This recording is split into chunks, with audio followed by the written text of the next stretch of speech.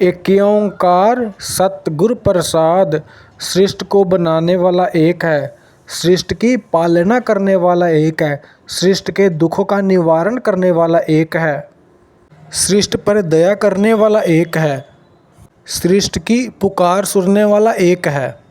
वो है एक है मगर उसका कोई नाम नहीं है, वो अनाम है। वो अनाम है, उसका कोई नाम नहीं है।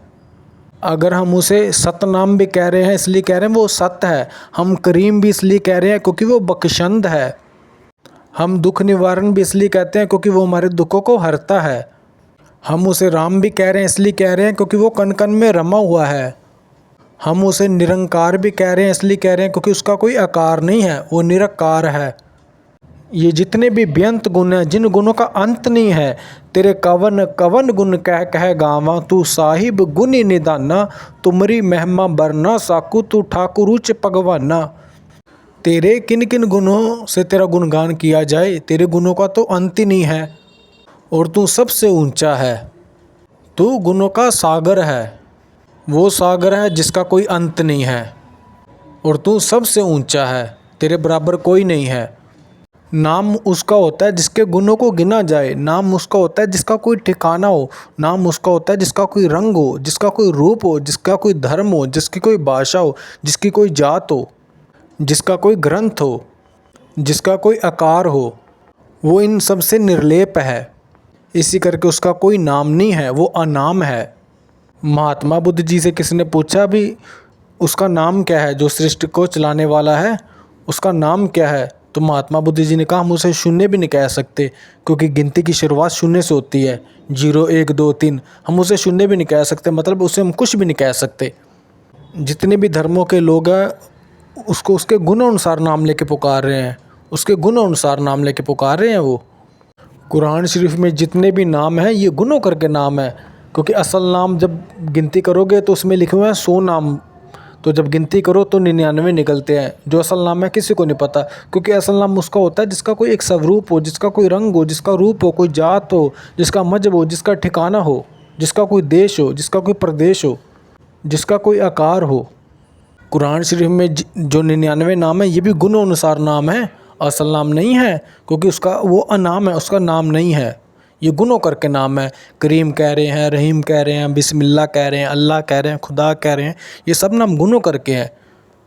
गुरु गोबिंद सिंह जी महाराज जी ने जाप साहब के पाठ में गुरु गोबिंद सिंह महाराज जी ने कवन नाम बरनत सुमत, हे सृष्टि को बनाने वाले तेरे गुणों का तो अंत नहीं, तेरे किन किन गुणों से तेरे नामों की मैं महिमा का गुणगान करूं।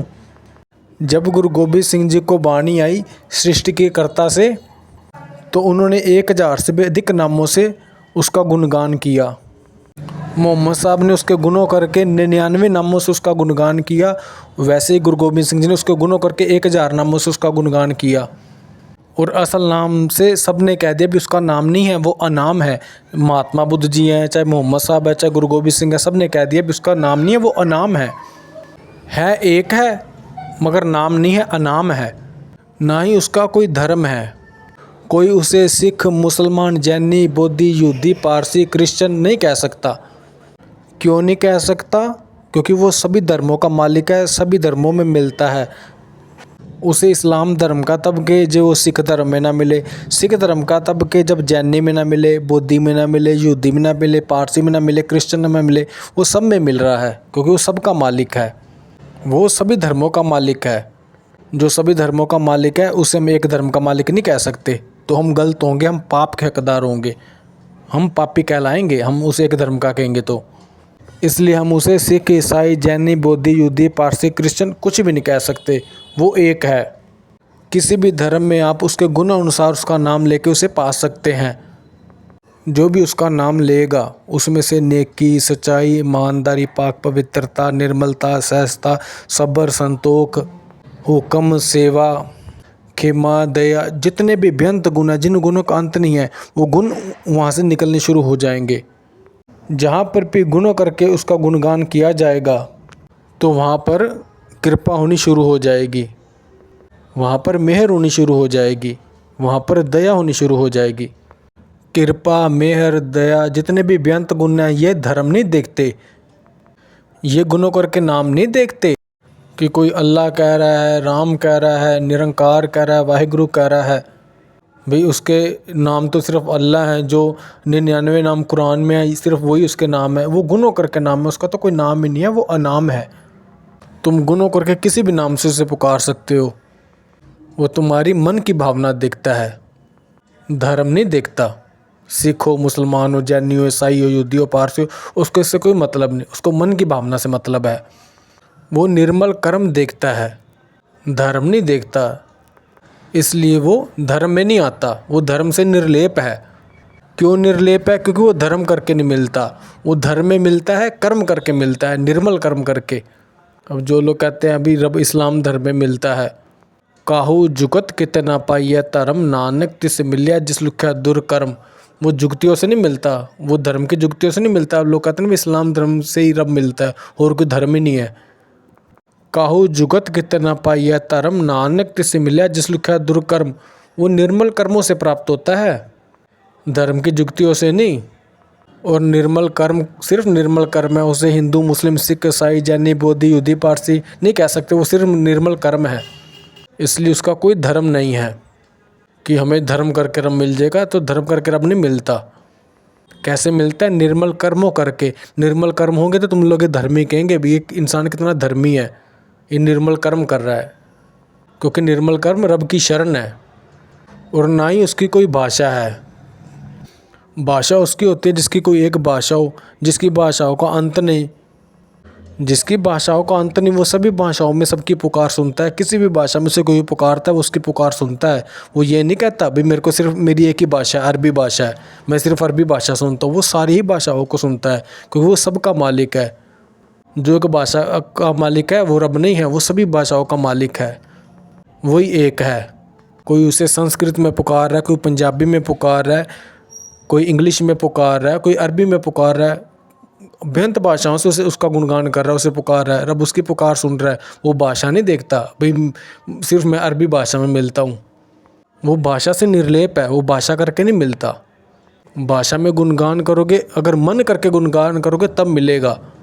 सिर्फ भाषा करके नहीं मिलेगा, मन करके मिलेगा, निर्मल कर्म करके मिलेगा। क्योंकि वो भाषा से रहता है, सभी भाषाओं में है, फिर भी निर्लेप है। क्यों निर्लेप है? वो भाषा करके नहीं मिलता। भाषाओं में मिलता क्यों? निर्मल कर्म करके मिलता है। ना ही उसका कोई ग्रंथ है। ग्रंथ उसका कहीं जिसका कोई एक ग्रंथ हो, उसके तो ग्रंथों का अंत ही नहीं है। सभी ग्रंथों में उसका गुणगान है, सभी ग्रंथों में उसकी महिमा है। चाहे कुरान पढ़ लो, चाहे गीता पढ़ लो, चाहे गुरु ग्रंथ साहिब पढ़ लो, चाहे रामायण पढ़ लो, चाहे बाइबल पढ़ लो, कोई सा भी ग्रंथ पढ़ लो, सब में उसका गुणगान है। ग्रंथ उसका होता है जिसका कोई एक ग्रंथ हो, जिसके ग्रंथों का अंत नहीं, उसे हम कैसे भी वो उसका कोई ग्रंथ है। उसका कोई एक ग्रंथ हो तब तो हम कहे भी इसका कोई ग्रंथ है। उसके ग्रंथों का अंत नहीं, सभी उसका गुणगान कर रहे हैं। वो ग्रंथ करके नहीं मिलता, वो मन की भावना से मिलता है, वो निर्मल कर्म करके मिलता है। ग्रंथ से तब मिलेगा जब हम निर्मल कर्म करेंगे, जब हम मन की भावना से निर्मल कर्म करेंगे तब हमें मिलेगा जो एक है। एक ग्रंथ का तब गए जो खाली कुरान शरीफ में मिलता हो, या खाली गुरु ग्रंथ साहब में मिलता हो, चाहे रामायण से मिलता हो, चाहे गीता से मिलता हो, चाहे बाइबल से मिलता हो, वो सभी से मिल रहा है। वो सभी ग्रंथों में उसकी उपमा है। तो उसे हम किसी एक ग्रंथ का नहीं कह सकते। हम उसे ये नहीं कह सकते भी वो खाली कुरान में मिलता है, गुरु ग्रंथ साहब में मिलता है, चाहे बाइबल में मिलता है, चाहे गीता में मिलता है, चाहे रामायण में मिलता है, भाई यही उसका आखिरी संदेश है। नहीं, तो हम गलत होंगे। सभी ग्रंथ उसके हैं, सभी ग्रंथों में उसी की ही उपमा है, उसी का ही गुणगान है।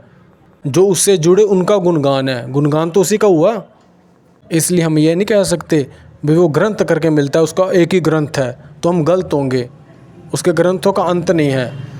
वो ग्रंथ करके नहीं, निर्मल कर्म करके मिलता है। निर्मल कर्म है तो आप ग्रंथ से भी उसे पा सकते हो, चाहे कुरान पढ़कर, चाहे गीता पढ़कर, चाहे रामायण पढ़कर, चाहे गुरु ग्रंथ साहिब पढ़कर, चाहे बाइबल पढ़कर। उसका कोई रंग नहीं है। रंग उसका होता है जिसका कोई एक रंग हो। वो सभी रंगों का मालिक है, वो सभी रंगों में मिल रहा है। चाहे लाल पहनो, चाहे पीला, चिट्टा, हरा, इस पर जो मर्जी रंग पहन के उसे याद करो, वो तुम्हें मिलेगा। कैसे मिलेगा? निर्मल कर्म करके। वो निर्मल कर्म से मिलता है। चाहे आपने लाल कपड़ा पहना हो, चाहे आपने सफ़ेद पहना है, चाहे आपने काला पहना है, चाहे आपने गुलाबी पहना है, कोई भी कपड़ा पहना हो, अगर निर्मल कर्म है तो वो मिलेगा। तो फिर उस रंग से भी मिलेगा अगर निर्मल कर्म है। हम उसे ये नहीं कह सकते वो लाल है, वो चिट्टा है, वो पीला है, वो गुलाबी है। वो तब हम कहे जब वो किसी एक रंग का हो, एक रंग का मालिक हो, एक रंग में मिलता हो। वो सभी रंगों में मिलता है, सभी रंगों का मालिक है। तो हम गलत होंगे। वो एक है जिसका कोई रंग नहीं है, वो रंग करके नहीं मिलता, वो निर्मल कर्म करके मिलता। अगर निर्मल कर्म है तो सफ़ेद कपड़ा पहना हुआ वो भी परवान है, तुमने नीला कपड़ा पहना हुआ तब भी परवान है, लाल पहना है तब भी परवान है, अगर निर्मल कर्म है। अगर निर्मल कर्म नहीं है तो खाली रंग से तुम्हें रब नहीं मिलेगा, वो निर्मल कर्म से मिलता है। ना ही उसकी कोई जात है, जात उसकी होती है जिसकी कोई एक जात हो, वो सभी जातों का मालिक है, सभी जातों में मिल रहा है, सभी जातों के लोग उसका गुणगान कर रहे हैं, तो हम कैसे कह दे भाई वो एक जात का है, हम कैसे कह दें कि जात का, तो हम गलत होंगे। वो जात करके नहीं मिलता, वो निर्मल कर्म करके मिलता। अगर निर्मल कर्म करोगे तो जात में भी मिल जाएगा, तुम जिस मर्जी जात में हो, चाहे छोटी से छोटी जात में हो, अगर तुम्हारे पास निर्मल कर्म है तो तुम उसमें भी रब की कृपा से रब को पालोगे। रब जात नहीं देखता, रब निर्मल कर्म देखता है। निर्मल करके आप तुम किसी भी जात में रब को पा सकते हो, चाहे छोटी से छोटी जात, चाहे बड़ी से बड़ी जात, क्योंकि वो जात से निर्लेप है। क्यों निर्लेप है? वो जात करके नहीं मिलता, जात में इसलिए मिल जाता है क्योंकि तुम निर्मल कर्म से जुड़े हो।